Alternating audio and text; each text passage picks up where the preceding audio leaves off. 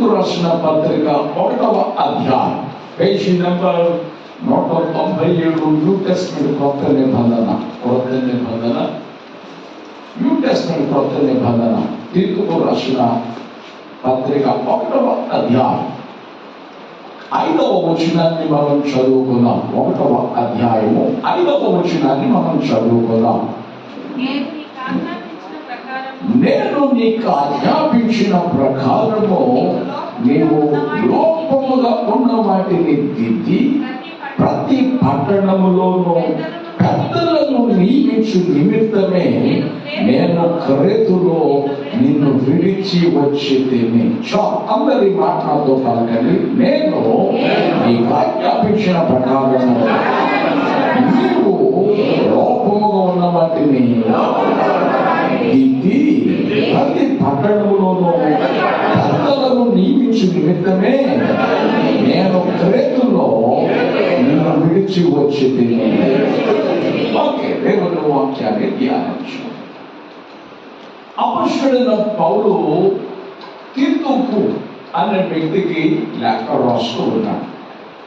తీతు అపొస్తలుడైన పౌలుకి తిమోతి ఎంత సన్నిహితుడో ఈ తీతు కూడా పౌలు గారికి అంత సన్నిహితమైన వాడు. అయితే తీతులో ఉన్నటువంటి గొప్ప విశేషం ఏమిటంటే ఎక్కువ దేవునిలో ఉన్న పరిశుద్ధతను ప్రేమించేవాడు, ఆత్మీయతలో చాలా గట్టివాడు.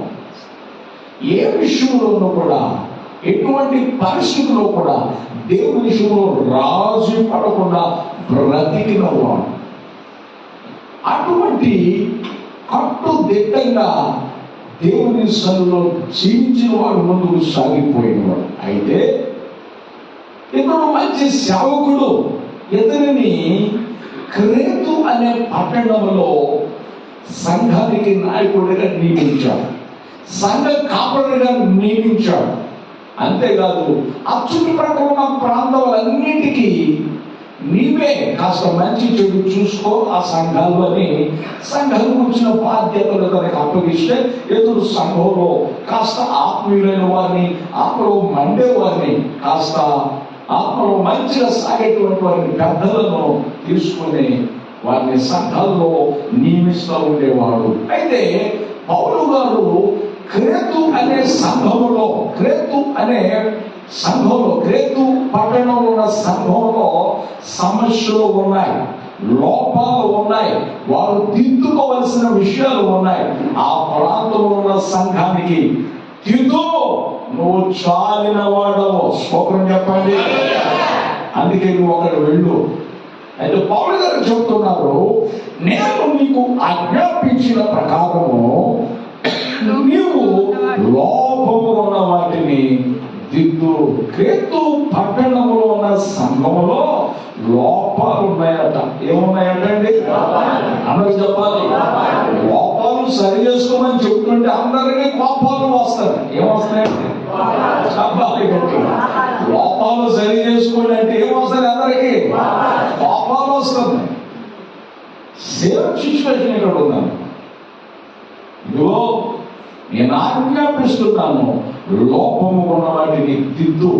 నువ్వు సమర్థుడువో, నువ్వు ఆత్మీయుడువో, రాసి పాడని ఆత్మీయత కలిగిన వాడవు, దిద్దుకు ఆ పట్టణంలోకి వెళ్ళు. ఎందుకీ క్రేతు పట్టణంలో ఉన్న ఆ సంఘంలో, ఆ క్రేతు అనే ఊరిలో ఉన్న సంఘంలో ఉన్న లోపం ఏమిటి అనంటే ఆ లోపాలు ఏమిటో మనం చూద్దాం. దేవుని వాక్యాన్ని ధ్యానించాలి. ఇదే తీతుకు రాసిన పత్రిక 1వ అధ్యాయం 12వ వచనాన్ని మనం చదువుకుందాం. వారిలో ఒకడు అనగా వారి సొంత ప్రవక్తలలో ఒకడు ఇట్లనెను, క్రేతీయులు ఎల్లప్పుడూ ఎటువంటి వారటండి? అబద్ధికులను. అంటే ఒకప్పుడు కావాలి, ఒకప్పుడైనా సరే మంచోళ్ళు అవుతారు. కానీ ఆ క్రేతు పట్టణంలో ఉన్నటువంటి ఆ సంఘంలో, క్రేతు అనే ఊరిలో ఆ సంఘంలో ఉన్నటువంటి వారు ఎల్లప్పుడూ ఎట్లా ఉన్నారట? 4 విషయాలు ఉన్నాయి, 4 రకాల లోపాలు ఉన్నాయి, 4 రకాల స్థితిలో వారు ఇరుక్కుని ఉన్నారు. ఆ స్థితిని సరిచేయడానికి తీతును అక్కడికి పంపించాడు పౌలు గారు. వారెల్లప్పుడు ఒకటి అబద్ధికులకు ఉన్నారు, రెండవదిగా వారు దుష్ట మృగములను పోలిన స్వభావం కలిగి ఉన్నారు, సోమరులకు తిండి మూడవదిగా సోమరితనం వాళ్ళలో ఉంది, నాలుగవదిగా తిండిపోతుతనం, నాలుగవది ఏముందండి అందరూ చెప్పాలి, ఇవన్నీ లోపాలే.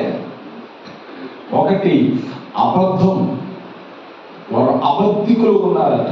బైబిల్ సెలవిస్తుంది, వాక్యంలో రాయబడింది, మన దేవుని యందు, మనం ఆరాధించే దేవుని యందు అబద్ధమునకు చోటు లేదట. ఏమీ లేదట, చీకటికి చోటు లేదు, అబద్ధమునకు చోటు లేదు. అబద్ధికులు సరైపోవాలా దేవుని సన్నిధికి వచ్చి. దేవుని సన్నిధికి వచ్చినప్పుడు సరిలేని ప్రతి వారు ఖచ్చితంగా సరైపోవాలి.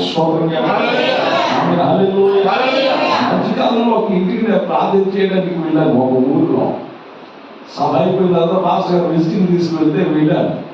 అయ్యా నాకు ఎన్నో అవసరాలు ఉన్నా, నాకు ఒకరు ప్రార్థన చేయండి అయ్యా. సరేనమ్మా, అంతమంది పిల్లలమ్మా, నీ భర్త ఏం చేస్తాడమ్మా అని నేను అడిగాను. అడిగిన తర్వాత అయితే మీ పేరు ఏమిటమంటే, నా పేరు అబద్ధాలమ్మ అంటుంది. స్తోత్రం. నా పేరు ఏమంటుంది, నాకు విచిత్రం అనిపించింది. ఎప్పుడు ఏమన్నా పేరు ఏమిటి, కానీ అబద్ధాలమ్మ పేరు అబద్ధాలేమో కానీ ఆత్మీయత మాత్రం మంచి ఆత్మీయులు, భక్తి కలిగినటువంటి వారు. కొంతమంది పేరు వేరే రకం ఉంటుంది, వాళ్ళ ప్రవర్తన వేరే రకం ఉంటుంది. కొంతమందికి పేరు తగిన పేర్లు సరిపోతా ఉంటుంది. స్తోత్రం చెప్పండి. అబద్ధాలు ఇదేమంటామా అంటే, చిన్నప్పుడు ఎవరో తెచ్చారయ్యా, అట్లా పరిగణ అట్లా పెట్టేసారయ్యా. స్తోత్రం. ఏం చేద్దాం, మధ్యలో మాత్రం బాప్టిజం తీసుకునే మార్చలేదని అంటే, మాస్టర్ కూడా మార్చలేదు, అది కంటిన్యూ మాస్టర్ కూడా అదే కంటిన్యూ చేశాడయ్యా. చిన్నటి నుంచి ఉన్న పేరు ఏం లేదన్నా, ఒకవేళ పేరు ఇచ్చిన పేరు పెట్టిన ఏమని పిలుస్తారు, ఆ పేరు తప్ప ఇంకెవరు కాదు. ఇంకా స్తోత్రం చెప్పండి. దేవుడు వెళ్ళారా, దేవుడు వాక్యం మనం చదువుతున్నాం. అబద్ధములకు మనం దూరంగా ఉండాలి. దేనికి అన్నది చెప్పాలి. ఊరికి అబద్ధాలు ఆడేస్తా ఉంటాం. చాలా మంది అంటాం, 1000 అబద్ధాలు ఏం చేయాలి, ఉండగా కూలిపోతాం. 1000 అబద్ధాలు ఏం చేయాలి, 1000 అబద్ధాలు ఆడి ఒక పెళ్లి చేయాలి. అంటే ఈ అబద్ధం ఈ రోజు కాబట్టి రేపైనా తెలీదా? కాబట్టి అబద్ధాలు ఆడటం మంచిది కాదు. నూతన సంవత్సరంలో 2025వ సంవత్సరంలో నీవు ఒక తీర్మానం చేయాలి, ఒక నిర్ణయం తీసుకోవాలి. దేవుని సభలో నిర్ణయం తీసుకోవాలి. నేను అబద్ధం ఆడను. అవసరం ఉంది. పేతురు గారు కూడా ఏం చేశాడంటే అబద్ధం ఆడాడు. ఆయన ఎవరో నేను ఎరుగును అన్నాడు. ఆయన పెట్టింది తిన్నాడు, ఆయన ఇచ్చింది పానం చేశాడు, ఆయన చేసిన అద్భుతాలు చూశాడు, ఆయనతో కలిసి తిరిగాడు. తిరిగిన పేతురే ఏమంటున్నాడు, అవసరాన్ని బట్టి అబద్ధం ఆడేసాడు. ఆయన ఎవరో నేను. తర్వాత దేవుడు దర్శించిన తర్వాత ఆయన అబద్ధం కొరకు పశ్చాత్తాపడ్డాడు. స్తోత్రం చెప్పండి. ఆయన అబద్ధం కొరకు ఏం చేశాడు, పశ్చాత్తాపడ్డ జీవితంలో మనల్ని ఎన్నడూ కూడా అతడు మరణించేంత వరకు దేవుని సార్లు ఎన్నడూ అబద్ధం ఆడాలి. కాబట్టి అబద్ధములకు మనం దూరం పడాలి. 2025వ సంవత్సరంలో నీ స్థితిగతులు ఎట్లా ఉన్నాయి, నీ ఆత్మీయత ఎట్లా ఉంది, అబద్ధాలకు స్పష్టం చెప్పు, అబద్ధాలను ముగించేసేయి. అది ఆత్మీయ జీవితాన్ని నాశనం చేస్తుంది.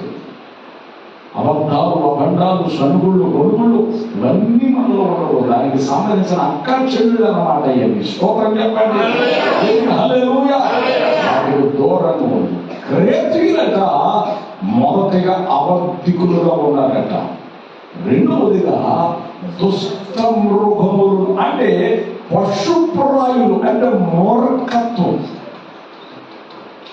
మూర్ఖుని మూర్ఖత్వం రోడ్డుని వేసి దంచిన వాడు మూర్ఖత్వం ఏమవుతాడండి, వాదన వాక్యంలో పిల్లలను పోగొట్టుకుని ఎలుగుబట్టినని ఎదుర్కొనవచ్చు, కానీ మూర్ఖపు పనులు చేసే వ్యక్తిని మనము ఎదుర్కోలేమని సామెతల గ్రంథంలో మనం చదువుతూ ఉంటాం. కాబట్టి దుష్టత్వం, దుష్ట సంబంధం మనలో ఉండకూడదు. ఇది నిన్ను మార్చే స్థలం. స్తోత్రం చెప్పండి. హల్లెలూయా. దుష్టుడు తన దుష్టత్వంలో మరణిస్తే దేవుడికి సంతోషముగా, దుష్టుడు తన దుష్టత్వాన్ని విడిచి నీతిమంతులుగా మారితే దేవునికి సంతోషం. దేవుని సన్నిధికి వచ్చిన మీరు అబద్ధములు కలిగి ఉండకూడదు. ఒకవేళ అట్లా ఉంటే మార్చుకో. రెండవదిగా దుష్ట స్వభావాన్ని మనం మార్చుకోవాలి. ఏ స్వభావం అండి? అన్నది చెప్పాలి. దుష్ట స్వభావాన్ని మార్చుకోవాలి. యేసన్న గారు అన్నారట, యేసన్న గారు ఒక ఆయన వచ్చాడట, ఆయన చాలా లావు, 7 అడుగులు ఎత్తట, చాలా లావు ఉన్నాడు. ఆయన కంటే పెద్ద వయసు అట. యేసన్న గారు బాజు మీద చేసాడట. ఆయన యేసన్న గారు బాజు మీద ఆయన చేస్తే ఏంటి యేసన్న గారు కడుపు ఆనకపోయింది, పశువు ఆనకపోయింది, ఏం తిట్టలేదని ఉపవాసాలు ఉన్నానండి. ఏంటంటే మరి మీరెట్లా ఉన్నారు అని ఆయన అన్నట్టు, అయ్యా ఎవరికైనా ఏమైనా ఎప్పుడైనా ఎవరికైనా అన్యాయం చేశాడగా చేసేదేమో కానీ నా వర్షకు మాత్రం ఏం చేయలేదు, అన్యాయం చేయలేదు. ఓ నాయన నీ పొద్దుగా అన్యాయం చేయాలి వారానికి ఒకసారి అన్నాడు. స్తోత్రం చెప్పండి. వారానికి సార్ ఒక ఉపవాసాలు పెట్టు, అది సైన్స్ లో మంచిదని చెప్పారు. సైన్స్ ప్రకారంగా అట్లాగే మీ ఆరోగ్యానికి కూడా మంచిది. అట్లాగే వారంలో దేవునితో దగ్గరగా అవడానికి మంచిది ఉపవాసం. అందుకే మనకి 50 రోజులు ఉపవాసాలు పెట్టాడు. స్తోత్రం చెప్పండి.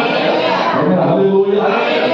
నాకు ఉదాహరణ అయ్యా ఉపవాసం అంటే నేను పర్ఫెక్ట్ గా చేస్తున్నాను. నాకు చాలా సంతోషం ఉన్నా దేవుడు పెట్టారు, మమ్మల్ని దీవించుడులాగా దేవుడు అన్నాను. అయ్యో ఉపవాసం అంటే నాకు తెలియలేదు. ఉదయం టిఫిన్ చేసుకుని రాత్రి భోజనం చేసుకోవడం, ఉదయం టిఫిన్ చేసుకోవడం, రాత్రికి భోజనం, ఇంకేం ఉపవాసం, ఉపవాసం. స్తోత్రం. హల్లెలూయా. హల్లెలూయా. ఏమంతా ఉపవాసం ఉంది. సాయంత్రం భోజనం చేయి, లేకపోతే మధ్యాహ్నం టిఫిన్ తీసుకో, మాకు ఏం తినమాట, అది ఉపవాసం. అంతేగాని ఉదయం అంత కుంభం, మధ్యాహ్నం అంత కుంభం, సాయంత్రం అంత కుంభం, అది ఉపవాసం అంటారా? మంచిది కాదు. ఉపవాసం అంటే ఉపవాసం లాగానే ఉండాలి. స్తోత్రం చెప్పండి. దేవుడు వాక్యంలో మనం చదువుతున్న మాట.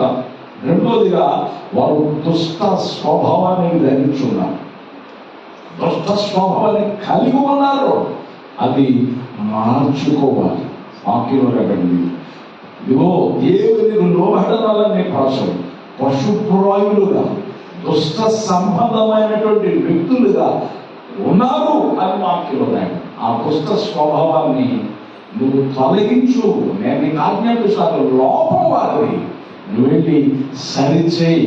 దేవుని వాక్యము ద్వారా, ప్రార్థన ద్వారా, నీ మాదిరి ప్రవర్తన ద్వారా వారి స్వభావాన్ని సరిచేయి.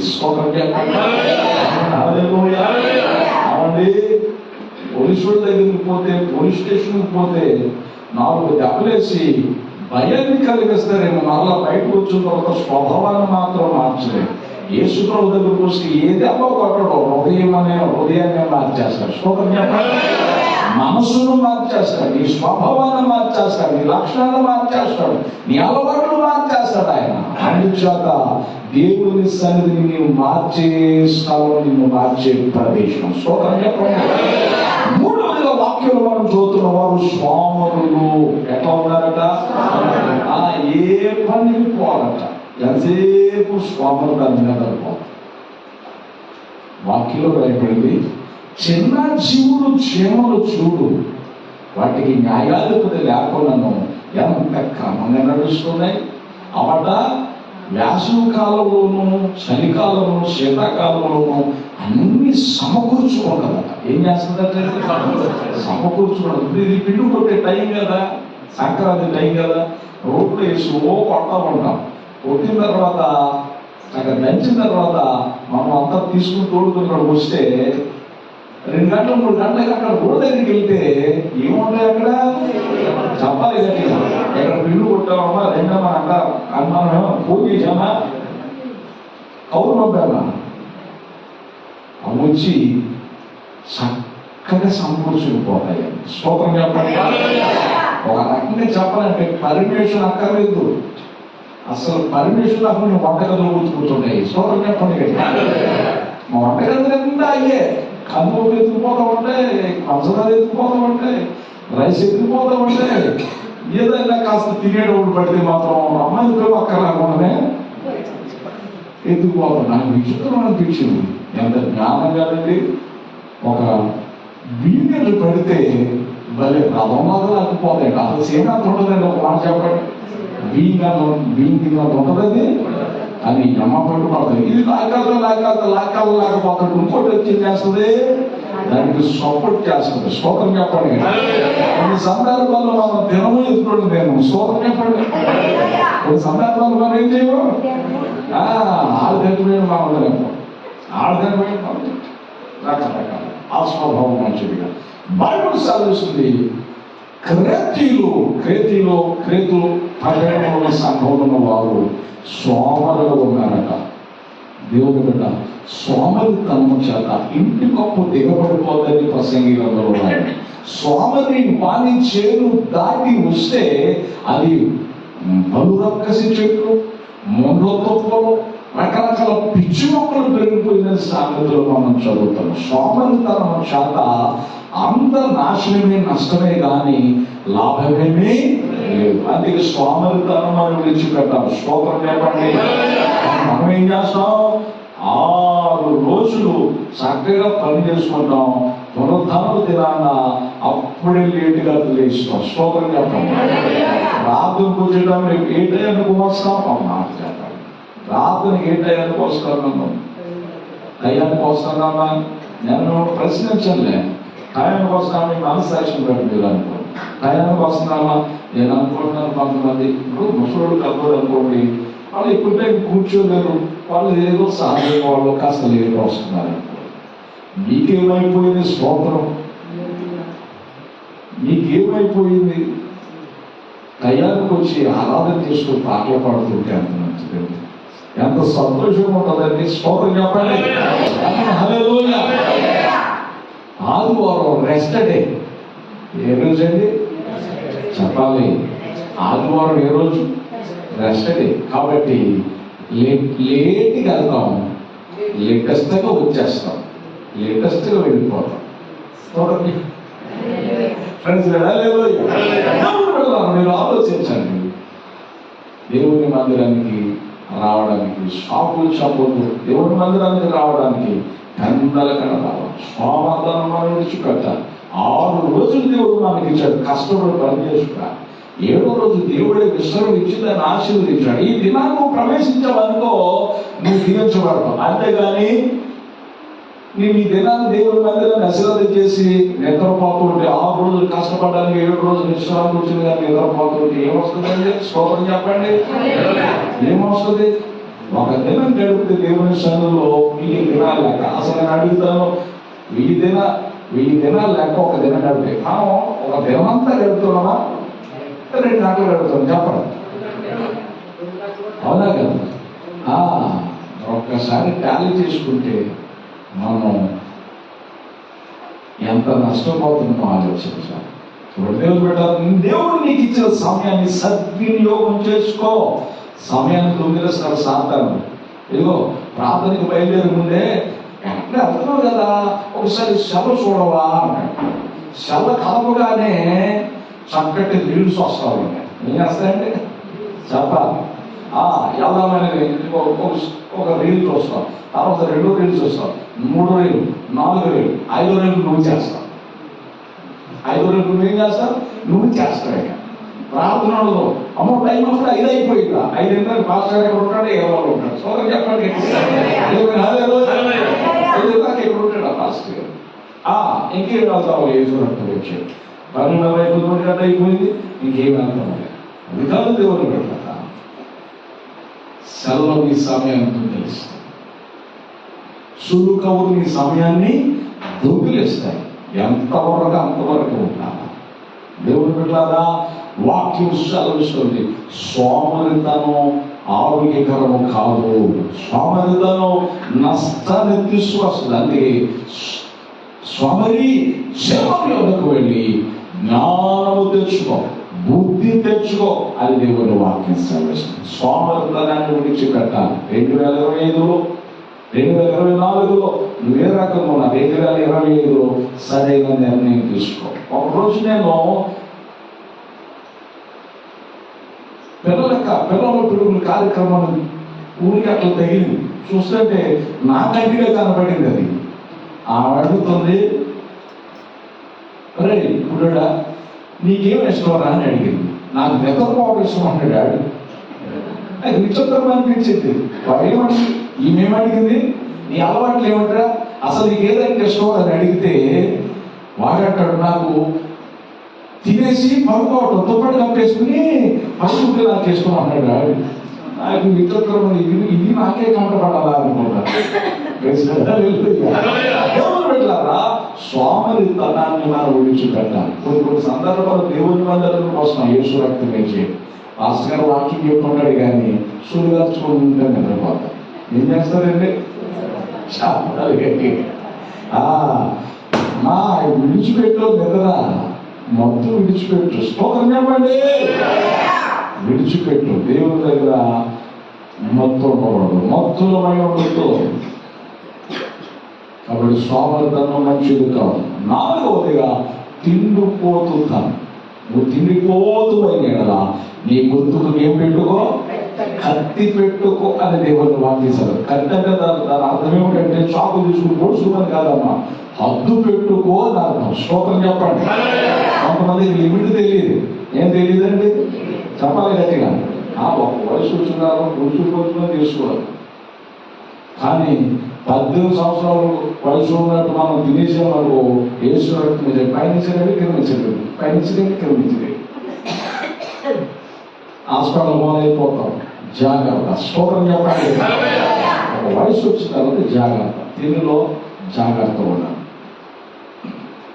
దేవుడులాగా నేను ఒక ఆరోగ్య సూత్రాన్ని చెప్పాను. ఏదైనా మీరు భోజనం చేసినా, ఏదైనా టిఫిన్ చేసిన తర్వాత గంట దాకా మీరు ఏమి తినొద్దు. గంట దాకా ఏమి తాగొద్దు, ఏమి తినొద్దు. తిన్న తర్వాత అప్పుడు అది ఆరోగ్యకరంగా ఉంటుంది, అరిగిపోవాలి. జీర్ణం చక్కగా మిషన్ పైన వేస్తుంది.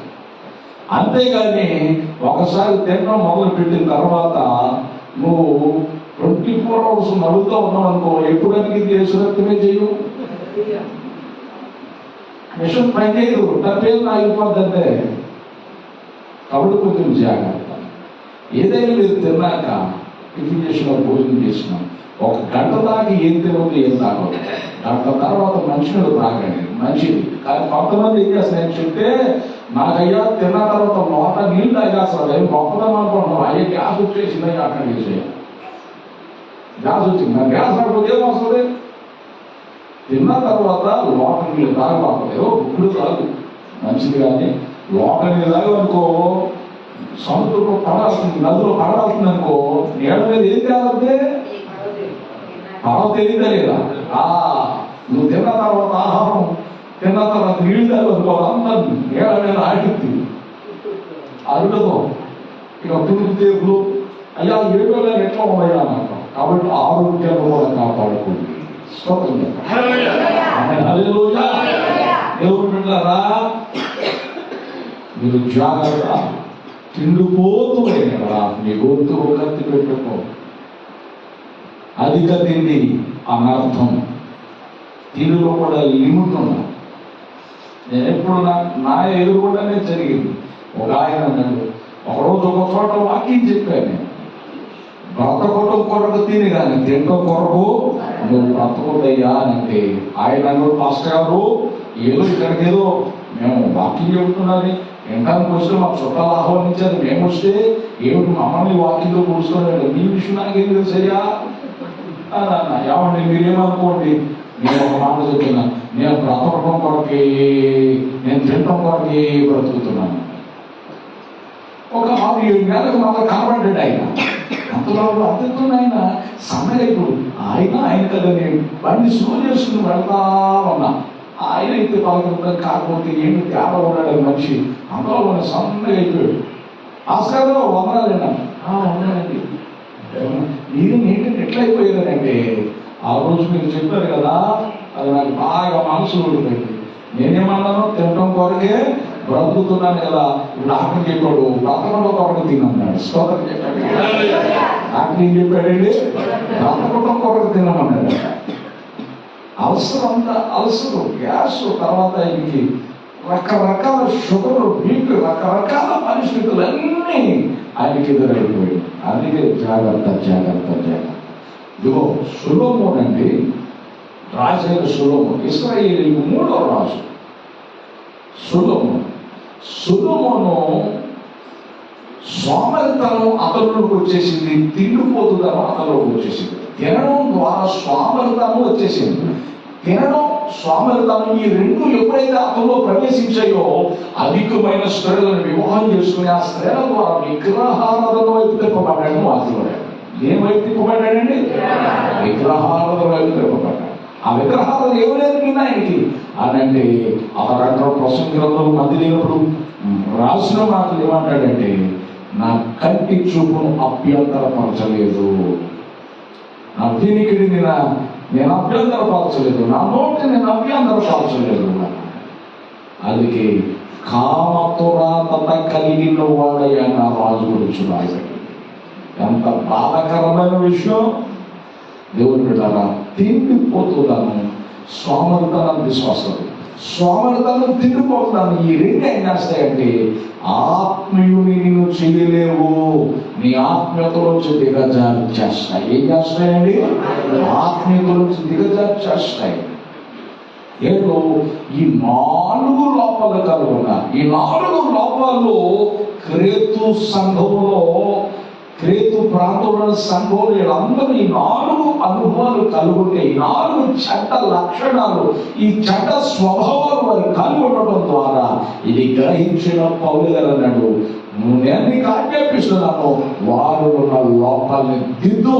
అందుకొరకు నువ్వు తీసుకోవాల్సింది ఏం చేయాలి, నువ్వేం చేయాలో తెలుసా? నువ్వు తీసుకోవాల్సిన జాగ్రత్త ఏమిటో తెలుసా? దయచేసి ఆ మాట మనం చదువుకుందాం. ఆ మాట మనం చదువుకుందాం. ఇదే తీతుకు రాసిన పత్రిక 2వ అధ్యాయం 7-8 వచనాలు మనం చదువుదాం. పరపక్షమందుండు వాడు మనలను కూర్చి చెడ్డ మాట ఏది చెప్పనేరక సిగ్గుపడినట్టు అన్నిటి యందు నిన్ను నీవే సత్కార్యముల విషయమై మాదిరిగా కనపరుచుకొనుము. స్తోత్రం చెప్పండి. హల్లెలూయా. నీ ఉపదేశము మాన్యమైనదిగాను నిరాక్షేపమైన హితవాక్యముతో కూడినదిగాను ఉండవలెను. స్తోత్రం చెప్పండి. అంత మంచి మాట. మొదటగా నువ్వు సరి చేసుకోవాలి చెప్పాడు. నువ్వు జాగ్రత్తగా ఉండాలి. జాగ్రత్తగా ఉన్నామని చెప్పిన తర్వాత పౌలు గారు ఇంకొక మాట చెప్పాడు. ఇప్పుడు నువ్వు చేయవలసిన పని ఏమిటో తెలుసా? నిన్ను సరి చేసుకున్న, నిన్ను చూసుకున్న తర్వాత ఇప్పుడు నువ్వు చేయవలసిన పని ఏమిటంటే, ఇదే తీతుకు రాసిన పత్రిక 1వ అధ్యాయం 13-14 వచనాలు మనం చదువుకుందాం.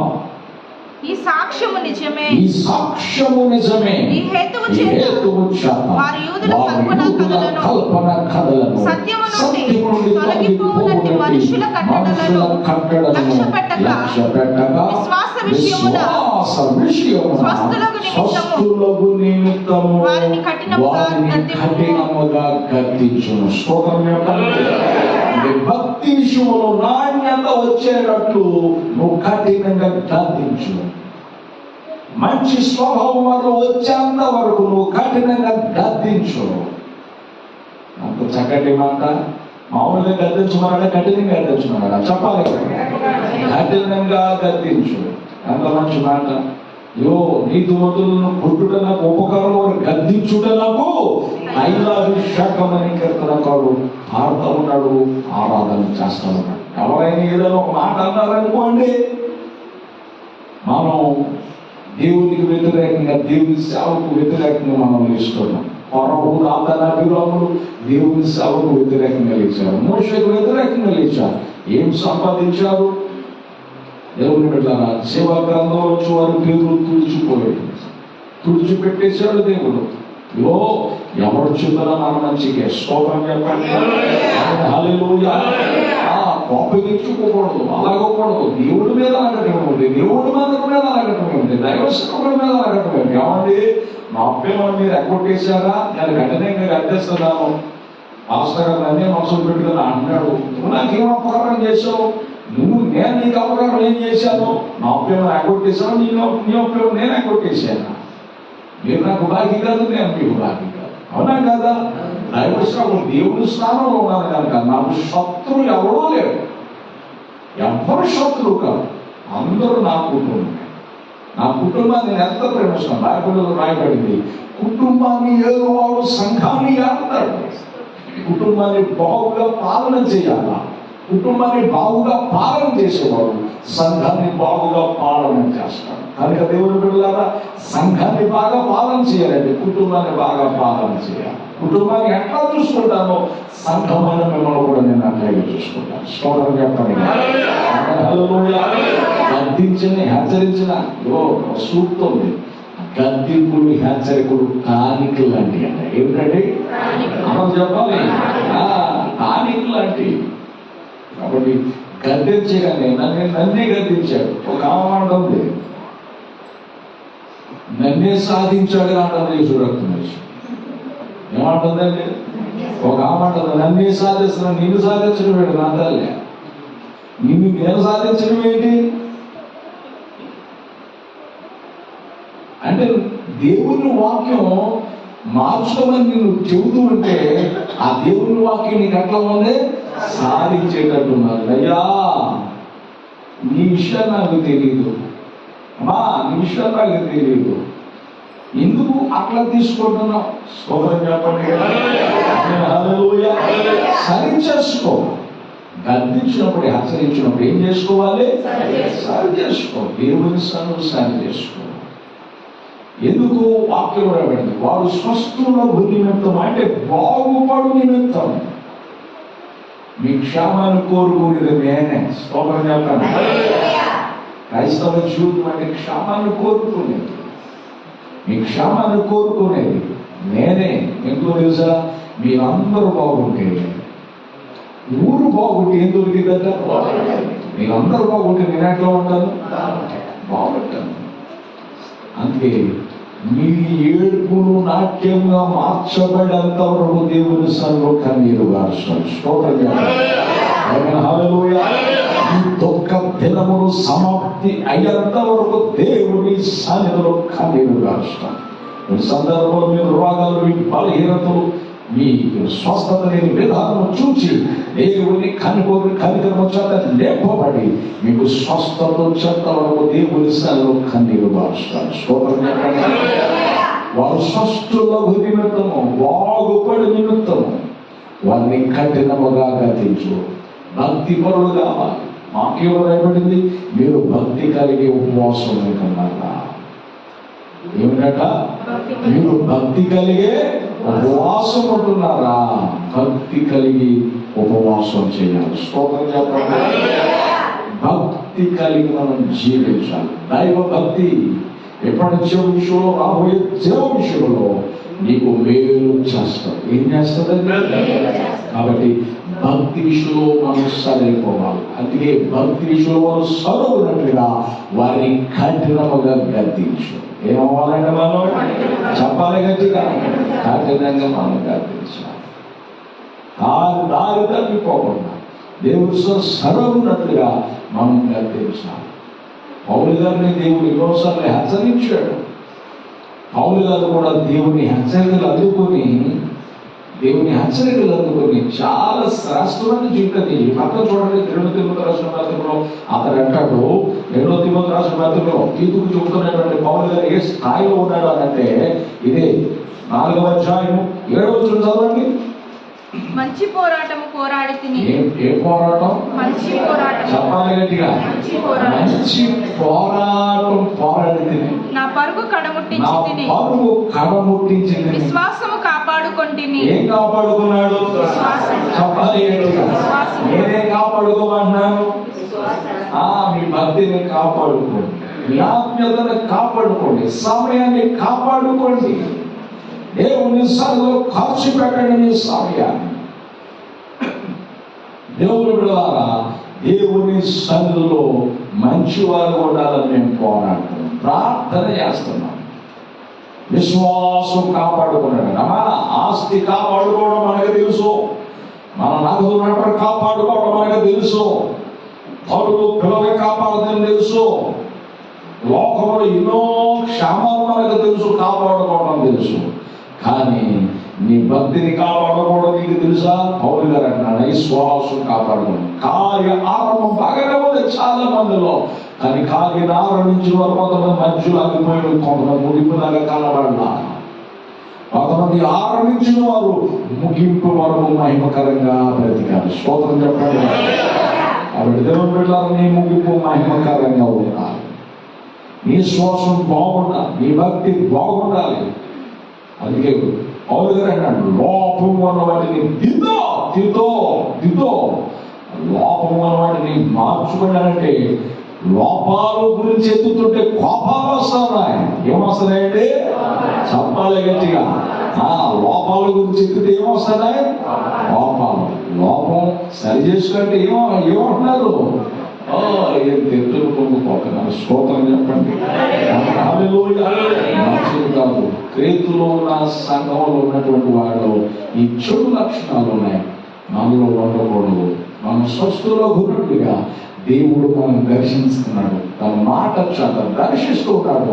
దేవుని మాటకు ప్రాధాన్యత ఇచ్చి 2024లో జరిగిన నష్టం, బాధ, కన్నీరు 2025లో అటువంటి జరగకుండా స్వస్థుల నిమిత్తము దేవుడు మనం దర్శిస్తున్నాడు. దేవుని మాటకు లోబడదాం, దేవుని మాటకు విధేయత చూద్దాం. దేవుడి మాట దీవించుగాక.